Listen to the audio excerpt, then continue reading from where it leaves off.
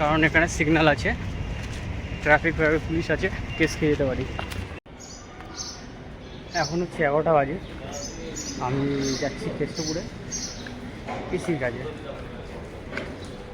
দাদার বাড়ির সামনে চলে এসেছি, এটা হচ্ছে দাদার গ্যারেজ, ঠিক আছে। বাড়ির যাবতীয় সমস্ত কাজ করে, A to Z home appliance.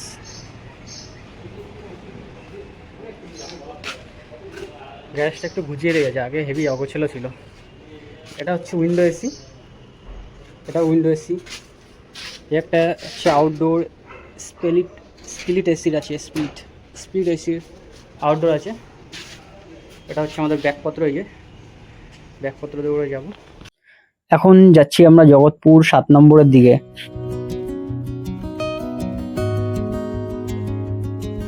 এসে গেছি।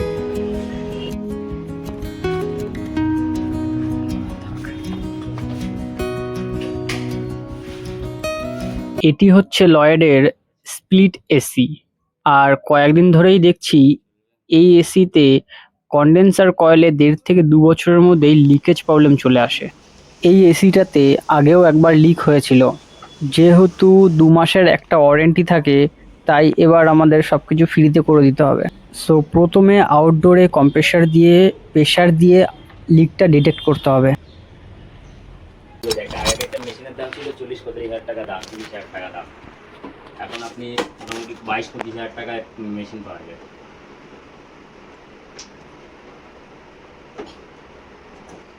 আবার যদি গ্যাস বেরিয়ে গেছে কোথা থেকে দেখতে হবে, যদি না হয় কল আপনাকে চেঞ্জ করাতে হবে। আপনি যতবারই ভরবেন নিতে পারবে না প্রেশার।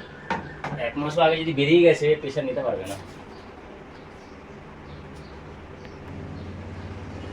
আমার মনে হয় যে অন্য কোনো জায়গা থেকে বোধহয় আবার লিকেজ ছিল। অন্য জায়গায় লিকেজ হয়েছে আবার। না হয়েছে না, তখনই ছিল। আমি এবার পর বলছি শুনুন না, আমরা তো চালিয়েছিলাম, ঠিক আছে, যে তারপর থেকেই তো একটু সমস্যা দেখা দিচ্ছে।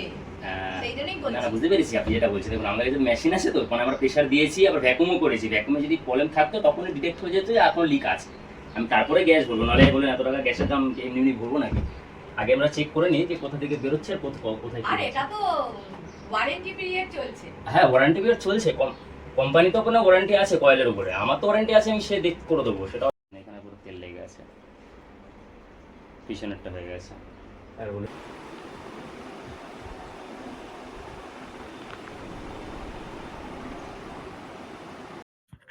একটা লিক ধরা পড়েছে, তো এখন রিপেয়ার করার টুলস আর গ্যাসের ক্যান নিয়ে আসতে হবে।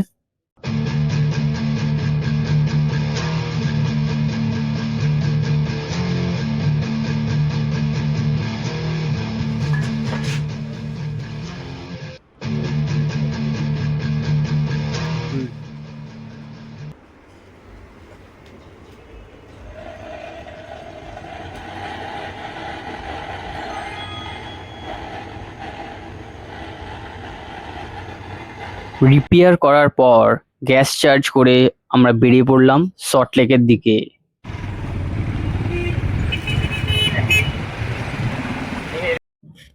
এই জায়গায় আগে জলাভূমি আর নোনা লেক ছিল, হয়তো তাই এই জায়গার নাম হয়েছে সল্টলেক। যেমন চওড়া রাস্তা, তেমনই পরিষ্কার পরিচ্ছন্ন পরিবেশ। আর কলকাতা শহরের সবচেয়ে ধনী মানুষেরা এই সল্টলেকেই থাকে।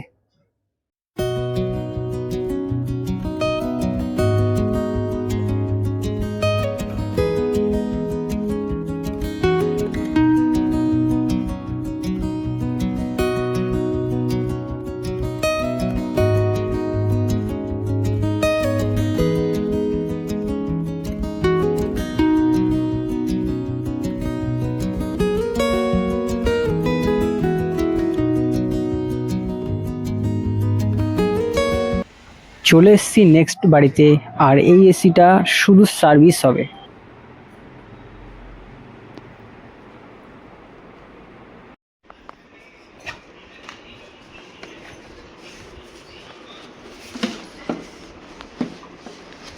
গান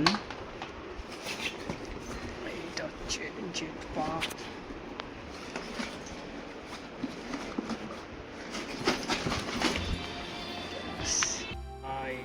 আমাদের কাছে আবার একটা শরবত দিল, ঠিক আছে চলো নাও।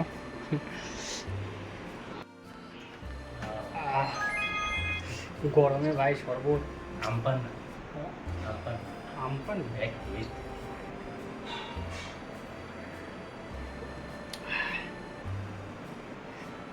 ভাই এই সমস্ত ঠান্ডা যা দিয়েছে ভাই সেই দিয়েছে।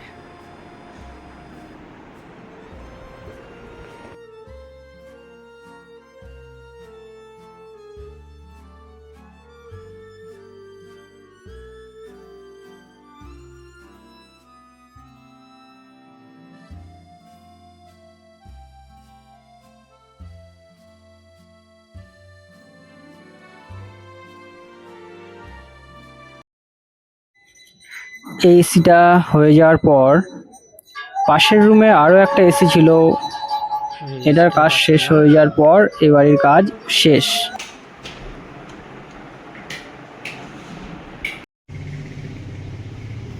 কাজ শেষ এ বাড়িতে, যাওয়া যাক।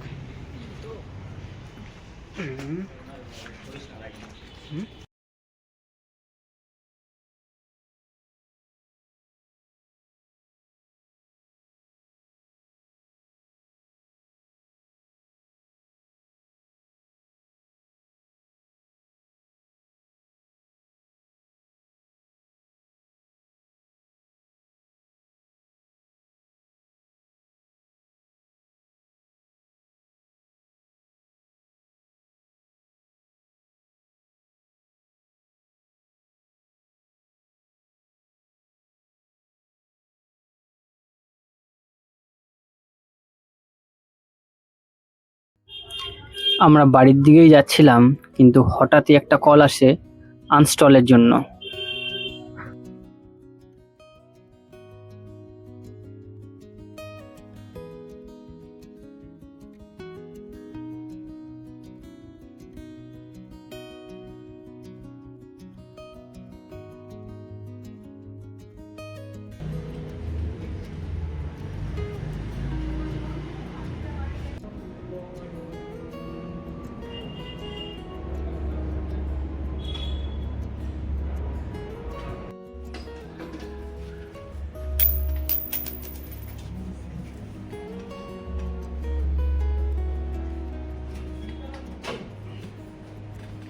এই যা ওয়েট আছে আমি একাই খাট চল ঢেলা দিই আস্তে আস্তে ধরে যান, ঘরে আপনার হ্যাঁ ঢেলা দিন, আপনার আছে আমি ধরে আছি ময়ের দিকে নাম চাল মেশিন মই নিচে দিই আস্তে দিকে সেটা কিচ্ছু নেই, এইভাবেই মেশিন নামাতে হবে, ঠিক আছে? মেশিন নামাতে এইভাবে শিখতে হবে। মেশিন ধরলাম, ফেলে দিলাম, পড়ে গেল, হবে না। এই করো